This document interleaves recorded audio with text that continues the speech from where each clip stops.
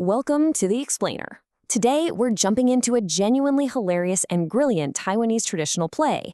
It's called Illiterate, the Shoemaker's Clever Win.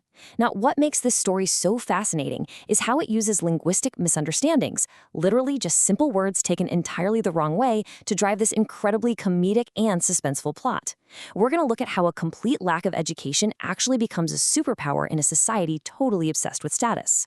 So let's dive right into this premise because it's fantastic. Imagine a world where literary prowess is everything, right?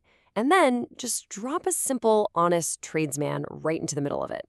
How does an illiterate shoemaker accidentally marry the prime minister's daughter by failing a test? Well, this story is an absolute masterclass in dramatic irony and accidental genius, where failing a test in the most spectacular way possible actually makes our guy look like the smartest man in the room. And looking at the authentic traditional script format of the play Illiterate, the playwright immediately establishes a massive clash of ideologies right out of the gate in Act 1. Before we even meet our hero, the stage is set with the intense societal tensions of the city. Section 1. The Setup.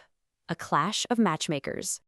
Okay, so it all starts with two extremely different matchmakers, and they basically represent two totally opposite views on life and marriage. On one side, we've got matchmaker Wang. She's all about true love, good character, and the beauty of a simple life, what she beautifully calls the firewood, rice, oil, and salt for 100 years. Now, on the flip side, we have matchmaker Li, who completely scoffs at all of that. Li only cares about social climbing, high status, and marriage contracts stamped with official government seals. It's that classic age-old battle between genuine connection and societal prestige. And, as you might guess, matchmaker Li's philosophy perfectly aligns with the inciting incident of our story. The prime minister's family is hunting for a suitor for their daughter. But there's a catch. She has very strict requirements. The prime minister's daughter wants a husband who is a scholar, someone who has extensively read ancient texts and totally mastered classical poetry.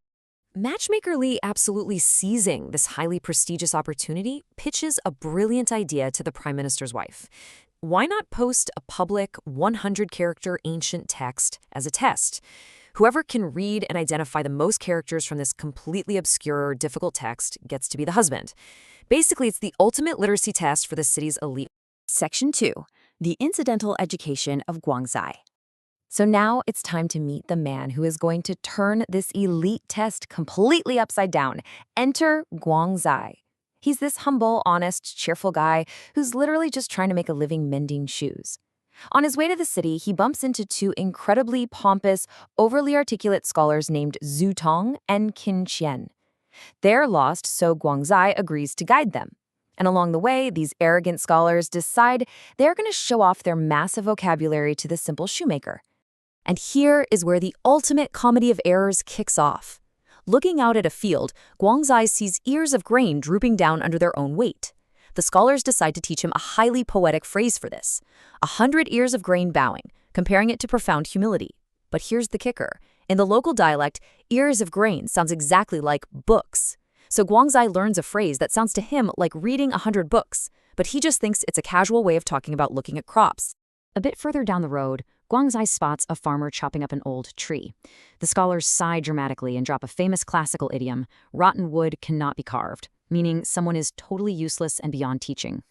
Guangzai, taking absolutely everything literally, nods along and thinks, yes, rotten wood cannot be carved, so obviously you just chop it into firewood. He's absorbing all these elite idioms, but attaching completely blue-collar literal meanings to every single one of them. And this next part brilliantly illustrates the irony of the whole play. The scholars, getting pretty tired of Guangzai at this point, mockingly tell him that teaching him to read is like playing the lute to a cow. Guangzai, with just total innocence, asks what that means. They sarcastically shoot back that it just means teaching someone to read. So in Guangzai's mind, the literal dictionary definition of teaching literacy is playing the lute to a cow. You can see where this is going, right? Section 3. The Literacy Test Misunderstanding. They finally make it to the Prime Minister's gates, right where that impossible 100-character test is posted. The scholars try reading it and fail miserably. They only recognize a fraction of the words. Then, the guards spot Guangzai and demand he take a turn. Guangzai walks up, touches the board, mostly because he can't even see the text properly, and delivers the absolute punchline of the entire play. Shaking his head, he honestly admits, "I truly don't know a single word." Now watch how this rapid progression of dramatic irony unfolds because it is genius. Step 1, he touches the text. Step 2, he says in Chinese, "I don't know a single word." But step 3, the guards interpret his phrasing to mean there is only one single word here that I don't know. To them, if he only misses one out of 100, that means he knows the other 99. So step 4, by failing absolutely perfectly, he is declared the hands-down winner, and the guards literally drag him inside. Section 4. Fooling the Prime Minister. During the interview, the Prime Minister is just thrilled to meet this supposed once-in-a-generation genius and starts grilling him about his background. First, he asks about his parents. Guangzai says they are on the red table. Now, to Guangzai, this literally means their ashes are in a family shrine. But the Prime Minister hears this and thinks, an independent, hardworking orphan who overcame tragedy. Then the PM asks who taught him. Guangzai answers Wan Tong Wan Shan, just referring to the two snooty scholars he met on the road. The PM completely misinterprets this as a profound title for some legendary elite master. And the misunderstandings just keep escalating. The PM asks how much he has read. Guangzai casually uses that idiom from earlier, 100 ears of grain, which, remember, sounds exactly like 100 books. The PM is astounded. Then he asks why this genius isn't working in the government. Guangzai Aomli says he's just rotten wood meant for firewood. The PM takes this as a sign of profound philosophical humility. Finally, the PM asks why he doesn't teach. Guangzai says, honestly, it would be like playing the lute to a cow. The PM is absolutely blown away, thinking Guangzai is this unparalleled genius who just despises foolish people. To totally seal the deal, the Prime Minister asks for his name. Guangzai says his name is Guang, which means light. The PM enthusiastically inflates this on the spot to Lóng-guāng, meaning dragonlight. The Prime Minister is now 100% convinced that this man in ragged clothes is a disguised mastermind, and he immediately commands that the wedding to his daughter happen right then and there. I mean, just imagine the absolute panic of our illiterate shoemaker right now. He has literally no idea how he just passed a reading test. He has no idea why the Prime Minister thinks he's a philosopher. And now he's being dragged away by maids to marry a highly educated, demanding noblewoman. His final comedic cry before the wedding is simply, "I'm doomed."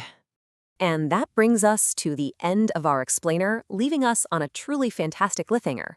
Will Guangzai survive the bridal chamber, or will his lack of literacy finally be exposed?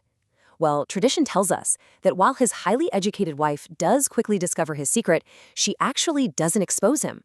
Instead, they form this brilliant partnership. She secretly tutors and guides him behind closed doors, eventually helping him succeed for real in official literary competitions. It's such a wonderful twist, where an elite woman and a humble tradesman use true partnership to outshine a pretentious society. Which leaves us with a fascinating question to ponder. In a world completely obsessed with credentials and status, is the willingness to learn from your partner actually the truest sign of genius? Thanks so much for exploring this amazing story with us, and definitely keep seeking out these hidden gems of traditional literature.